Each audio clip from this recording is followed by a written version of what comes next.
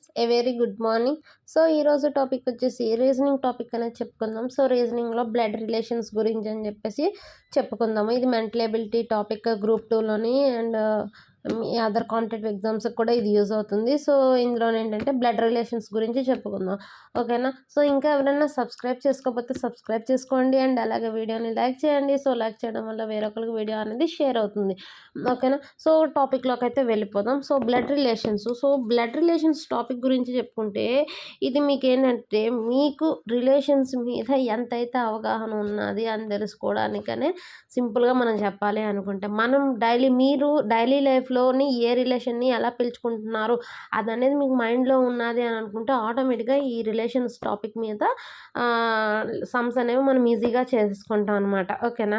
So ఇక్కడ relations సంబంధించి ఎలా సమ్స్ వస్తాయి. సో ఇది ఈజీ టాపిక్. సో జస్ట్ మీకు రిలేషన్స్ అంటే ఎవరిని ఏమని పిలుస్తాము అంటే సింపుల్, ఇప్పుడు మీతో పుట్టిన వాళ్ళని అక్క లేదా చెల్లి లేదా తమ్ముడో అన్నయ్య అలా పిలుస్తాము. సో అదే మీ అన్నయ్య అంటే మీ తాలూకా అన్నయ్య కూతురు ఏమవుతుంది మీకు, ఓకేనా. సో మీ అన్నయ్య కూతురు నీకు అన్నయ్య అవుతున్నారు. సో అతని కూతురు ఏమవుతుంది లేదా అక్క కూతురు ఏమవుతుంది ఇలా అనమాట. సో మీరు డైలీ అలా పిలుచుకుంటూ ఉంటారు కదా మన రిలేషన్స్లో.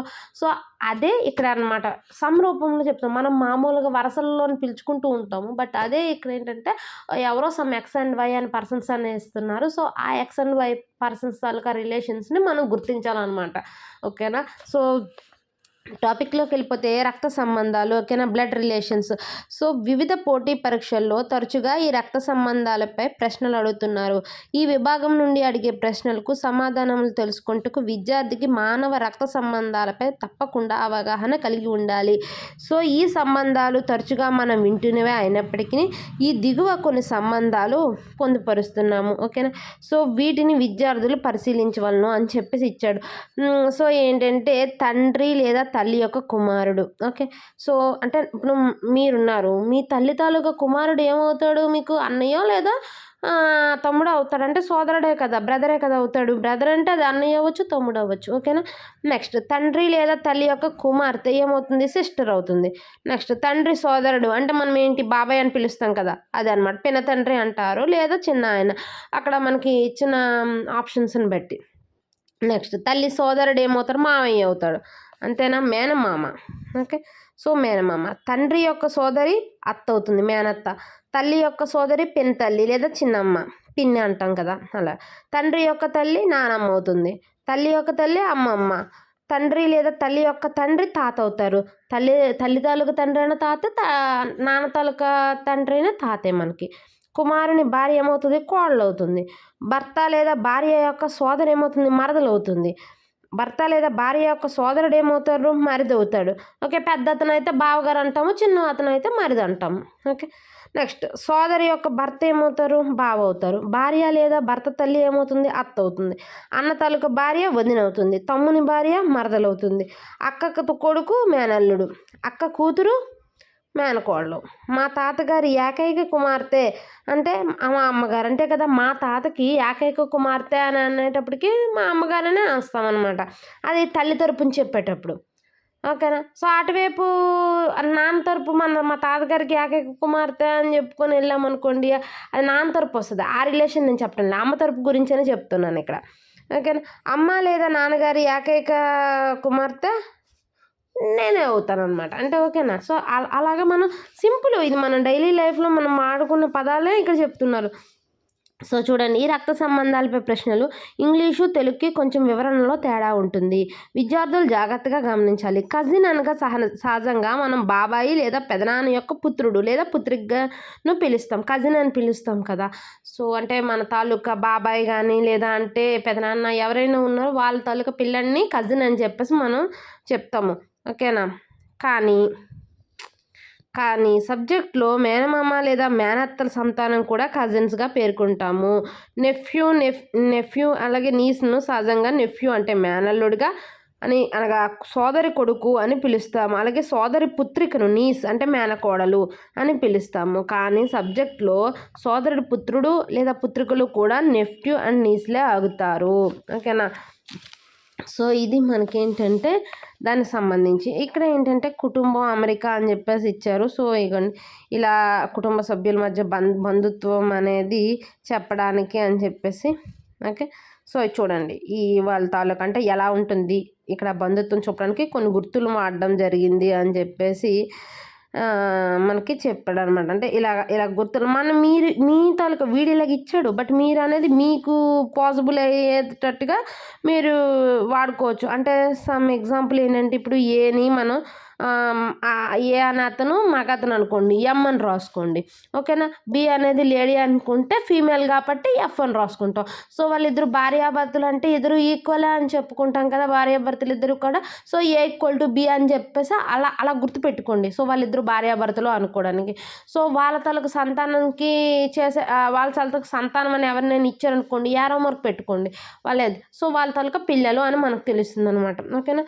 సో అలాగా వాళ్ళ తలక సిస్టరు అని అనుకుంటే కిందన ఏంటంటే వాడు ఏదైతే లెటర్ ఇచ్చాడో దాని కిందన సిస్టర్ అని ఏదో రాసుకోండి. అలా అయితేనే మీకు ఈజీగా మీరు ఫైండ్ అవుట్ చేయడానికి ఉంటుంది అనమాట, ఓకేనా. సో ఇక్కడ చూడండి డైరెక్ట్గా టాపిక్లోకి అయితే వెళ్ళిపోదాం. టైప్ 1 అని ఇచ్చారు. సో ఇక్కడ ఏంటి ఇచ్చారు క్వశ్చన్, ఏ కామా బీలు భార్యాభర్తలు, ఓకే. ఎక్స్ కామా వైలు సోదరులు, ఎక్స్ అనే వ్యక్తి ఏ యొక్క కుమారుడు, ఓకే. అయినా బి అనే వ్యక్తి వైకు ఏమవుతుంది అని చెప్పారు. సో ఇక్కడ ఏ కామా బీలు భార్యాభర్తలు అని అన్నారనమాట. సో ఇందులో ఏ కామా బీలు భార్యాభర్తలు అన్నారు తప్ప ఇక్కడ ఎవరు మగతను ఎవరు ఆడతను అన్నది మనకు తెలియదు, ఓకేనా. సో ఇక్కడ ఎక్స్ వైలు సోదరులు, వీళ్ళిద్దరు బ్రదర్స్. సో వీళ్ళ తాలూకా పిల్లలు అని చెప్పేసి అయితే మాత్రం మనకు ప్రైమరీ ఇన్ఫర్మేషన్ అనుకుందాం, ఓకేనా. సో ఎక్స్ అనే వ్యక్తి ఏ యొక్క కుమారుడు అని ఆల్రెడీ ఇచ్చాడు. ఎక్స్ అనే వ్యక్తి ఏ యొక్క కుమారుడు అనేటప్పుడు వై అనే వ్యక్తి వీళ్ళిద్దరు సోదరులు అనేటప్పుడు ఈ వై అనే వాళ్ళు కూడా ఏ యొక్క కుమారుడే కదా. సో ఏ యొక్క కుమారుడు అయితే ఏ కమ బి ఇద్దరు కూడా ఏంటంటే వైఫ్ అండ్ హస్బెండ్ కదా. సో వైఫ్ అండ్ హస్బెండ్ అయ్యేటప్పుడు వీళ్ళిద్దరు కూడా వాళ్ళ తాలూకా పిల్లలే అవుతుంది. అయితే బి అనే వ్యక్తి వైకు ఏమవుతుంది, ఓకే. బి అనే వ్యక్తి వైకు ఏమవుతుంది అని చెప్పేసి ఇచ్చారు. సో ఇక్కడ మనం ఏమని చెప్తాం, బి అనే వ్యక్తి వైకి ఏమవుతుందంటే వీళ్ళు అయితే తండ్రి అవ్వాలి లేదా తల్లి అవ్వాలి, ఓకేనా. సో ఇక్కడ ఏం ఫస్ట్ ఆన్సర్ సోదరుడు అని ఇచ్చాడు. సోదరుడు అని ఇచ్చాడు అంటే మనకి సోదరుడు కాదు కదా, వైకి సోదరుడు ఎవరు, ఎక్స్. ఏ కమ బీలు భార్యాభర్తలు, వీళ్ళు వేరు, వీళ్ళ తాలూకా పిల్లలు వీళ్ళు కాబట్టి వీళ్ళకి అవ్వదు.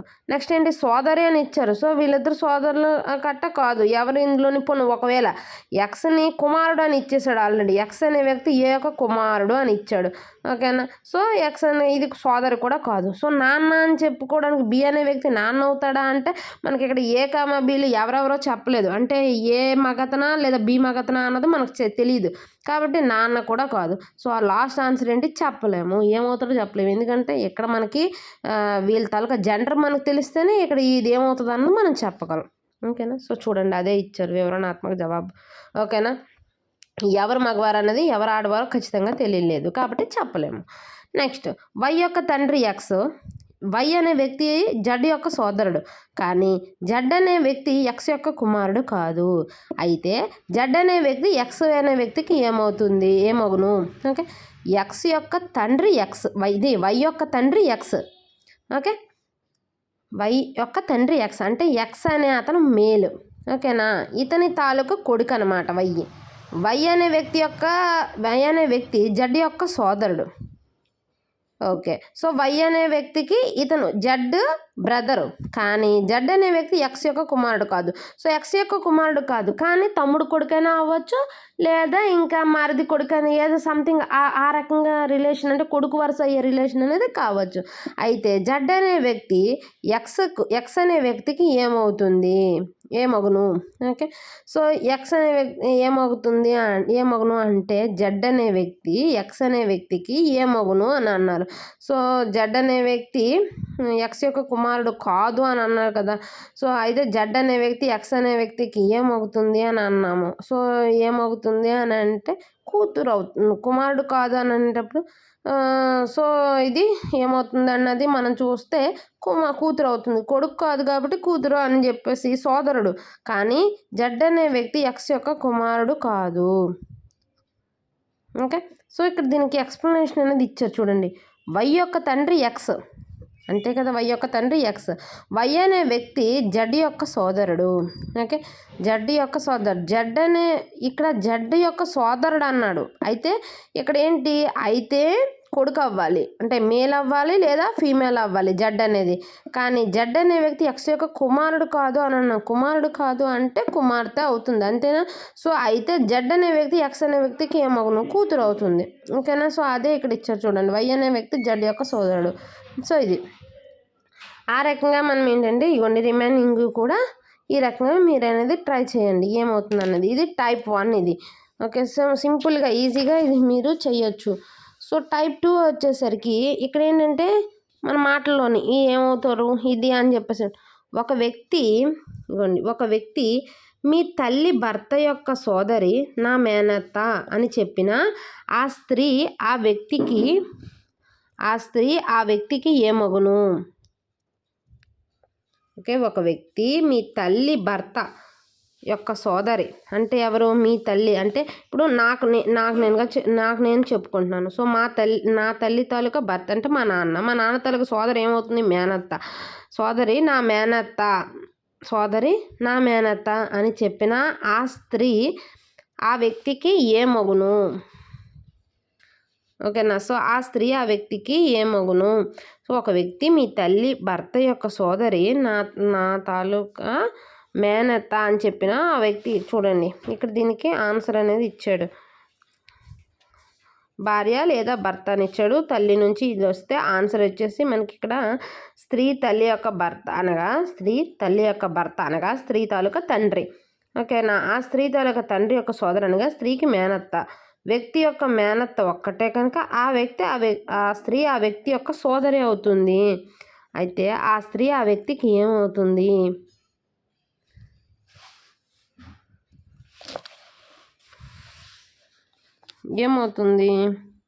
సోదరు అవుతుంది, అంతేనా. ఒక వ్యక్తి మీ తల్లి యొక్క సోదరి అవుతుంది అన్నమాట. ఓకేనా. సో ఇది మనకి సోదరి అవుతుంది అని చెప్పడం అన్నమాట.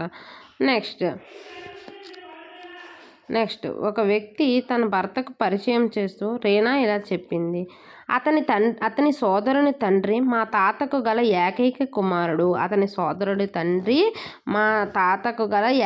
కుమారుడు. అయినా రేనా ఆ వ్యక్తికి ఏమగును. ఒక వ్యక్తిని తన భర్తకు పరిచయం చేస్తూ రేనా ఈ విధంగా చెప్పిందంట, ఏమని, అతని సోదరుడి తాలూకా తండ్రి మా తాతకు గల ఏకైక కుమారుడు. ఓకే, మా తాతకు గల ఏకైక కుమారుడు అని చెప్పింది. సో అయితే రేనా ఆ వ్యక్తికి ఏమవుతుంది అని అన్నారు. రేనా ఆ వ్యక్తికి ఏమవుతుంది అని అంటే, సో ఒకసారి చూడండి, ఒక వ్యక్తిని ఎవరు తన భర్తకు పరిచయం చేసి అతని సోదరుడు, ఓకే, అతని సోదరుని తండ్రి అంటే అతని సోదరుడు మా తాతకు గల ఏకైక కుమారుడు. ఓకే, సో అతని సోదరుడు తండ్రి అంటే ఎవరు, అతని సోదరుని తండ్రి అని అంటే ఇక్కడ ఇచ్చారు చూడండి, ఒక వ్యక్తి యొక్క సోదరుని తండ్రి అనగా వ్యక్తి యొక్క తండ్రి, అంతే కదా. ఆ తండ్రి రేనా యొక్క తాతగారి తాలూకా ఏకైక కుమారుడు అనగా రేనా యొక్క తండ్రి. తాతగారి తాలూకా ఏకైక కుమారుడు అంటే ఏంటి, ఆ అమ్మాయి తాలూకా తండ్రే కదా. సో కనుక ఆ వ్యక్తికి రేనా సోదరి అవుతుంది. ఓకే, సో రేనా అనేది సోదరి అవుతుంది అనమాట. సో అలాగా మనకి ఇక్కడ చూడండి, దానికి సంబంధించి ఒక్కొక్కటి టైప్ 2లోకి సంబంధించి 3 క్వశ్చన్స్ ఇచ్చారు. అలాగే ఇగోండి ఇది కూడా సేమ్ టైప్ 3కి వచ్చేసరికి కూడా వీళ్ళు ఏంటంటే ఇక్కడ మళ్ళీ మనకి ప్లస్ ఇలాగ అంటే సింబల్స్లోనే ఇస్తారనమాట. దీన్ని మనం అర్థం చేసుకొని చేయాలంటే ఇలాగ ఒక పరిభాషలో A+B అనగా ఏ యొక్క తండ్రి B. ఓకే, అలాగే A-B ఈ రకంగా అంటే రిలేషన్ అనేది ఇక్కడ కానీ ఇక్కడ పేర్లతోటి ఇచ్చారు, ఇక్కడ సింబల్స్ తోటి ఇచ్చారు, అంతే తేడా. దాన్ని అంటే ఈ తాలూకా సింబల్స్ని బేస్ చేసుకొని వీటికి ఆన్సర్స్ అనేది మనం చెప్పాలన్నమాట. ఓకేనా. సో ఇది ఒక మోడల్. ఓకే, సో దానికి సంబంధించి ఆన్సర్స్ కూడా ఏంటంటే మనకి ఇచ్చారు, అది ఒకసారి చూడండి, సూచనలు అని చెప్పేసారా. సో దానికి తగ్గట్లుగా ఆన్సర్స్ కూడా దానికి ఇస్తాడు.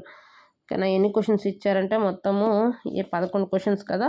సో 11కి సంబంధించి ఆన్సర్స్ కూడా ఇవి. ఓకే, సో చూడండి క్లియర్గా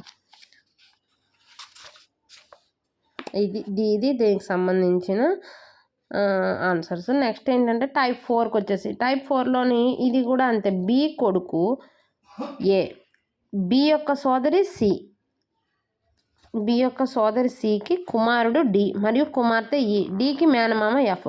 ఇది ఒక స్టేట్మెంట్ ఇచ్చారు. సో దాని నుంచి క్వశ్చన్స్ అనమాట ఇవి. ఓకేనా. సో అదేంటంటే మనం చూసుకొని చేయాలి. ఓకేనా. ఇది దీనికి సంబంధించి ఇది టైప్ 4లోనే అనమాట క్వశ్చన్స్. ఓకే. ఇది దీని గురించి ఎక్సర్సైజ్ అనేది ఇచ్చారు టైప్ 4 తర్వాత. ఓకేనా. సో ఎక్సర్సైజ్కి వచ్చేసి దానికి సంబంధించి ఇవ్వండి ఎక్సర్సైజ్ క్వశ్చన్స్ ఇవన్నీ కూడా ఒకసారి మీరు చూడండి. దానికి ఆన్సర్స్ కూడా నేను మీకు ప్రొవైడ్ చేస్తున్నాను. సో ఆన్సర్స్ కూడా చూడండి. ఓకేనా. సో రిలేషన్స్ మీకు క్లియర్గా అనేది తెలిస్తే ఆటోమేటిక్గా దీని తాలూకా ఆన్సర్స్ అనేవి మీరు కూడా క్లియర్గా చేయగలుగుతారు అనమాట. దీని తాలూకా తండ్రి తల్లి ఆ వరుసలు తెలిస్తే ఆటోమేటిక్గా అక్కడ ఉన్న దాన్ని బట్టి మనం చెప్పవచ్చు ఏంటి రిలేషను ఎక్కడ ఏంటి అనేసి. కొన్ని ఏంటంటే మనకి ఇలా ఉంటాయి ఇంటూ ప్లస్ మైనస్ ఈ కాంబినేషన్లు. సో దానికి తగ్గట్టుగా అది మనం చేస్తే సరిపోతుంది. ఓకే. సో చూడండి క్లియర్ అంటే మీకు అర్థమయ్యేటట్టుగా మీరు రాసుకోండి అంతే. ఇవ్వండి ఏపీ సచివాలయంలోని వాడిందంట 2019. అలాగే APSC మెయిన్స్. సో ఇవన్నీ కూడా ఏంటంటే అందులో యూస్ చేసిన క్వశ్చన్స్ ఇవి. ఓకేనా. సో ఇవి అనేది ఇది మనకి బ్లడ్ రిలేషన్స్ మీద సంబంధించి ప్రాబ్లమ్స్. ఓకే. మనకి మెంటల్ ఎబిలిటీలో ఉన్న బ్లడ్ రిలేషన్కి సంబంధించిన టాపిక్. ఓకే. సో ఆల్రెడీ మనం నెంబర్ సిరీస్ గురించి చెప్పుకున్నాము. అండ్ నెక్స్ట్ అలాగే డైరెక్షన్స్ అంటున్నాను. ఫస్ట్ చాప్టర్ ఏంటున్నది coding decoding. So coding decoding గురించి అని మనం చెప్పుకున్నాము. సో ఓకేనా. ఇది అనేది మనకి బ్లడ్ రిలేషన్స్. సో దీంతో ఇంకొక టాపిక్ ఉంటుంది ఆడ్ మ్యాన్ అవుట్. సో అది నెక్స్ట్ క్లాస్లోని మనం చెప్పుకుందాం. ఓకేనా. ఇంకా ఎవరైనా సబ్స్క్రైబ్ చేసుకోకపోతే సబ్స్క్రైబ్ చేసుకోండి. అండ్ అలాగే వీడియోకి లైక్ చేయండి. అండ్ అలాగే వీడియోని షేర్ చేయండి. షేర్ చేస్తే వేరే వాళ్ళకి కూడా చదువుకోవడానికి యూజ్ అవుతుంది. ఓకేనా. సో అదనమాట. సో బెటర్ ఇది ఆల్రెడీ మీరు ఇచ్చాం కదా. సో ఇది మనకి టాపిక్ అనేది బ్లడ్ రిలేషన్స్ కోసం.